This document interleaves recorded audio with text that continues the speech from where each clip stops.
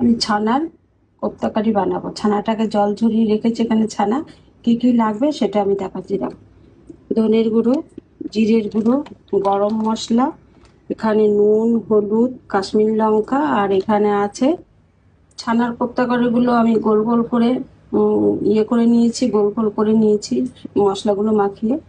এখন এই মশলাগুলো সবই আছে, এই মশলা দিয়েই করবো। আমি প্রথমে এগুলো কি করবো, একটু ভেজে নেব। আমি ছানা এই কোপ্তা কাঠিগুলো ভেজে নিয়ে রেখেছি, তুলেছে, দেখো কি সুন্দর করে ভেজেছি। এর মধ্যে একটু খাবার ছোটা দিতে হবে, খাবার ছোটা না দিলে কিন্তু এগুলো ফুলবে না, আমি বলতে ভুলে গেছি। এখন আমি দেখো এক এক করে ওই কোপ্তাগুলো কষানো হয়ে গেছে, দেখো মশলার থেকে জল ছাড়া, জল ছাড়ছে। আমি এখানে একটা আলু সেদ্ধ করে রেখেছিলাম, ওই আলুটা দিয়ে দিলাম।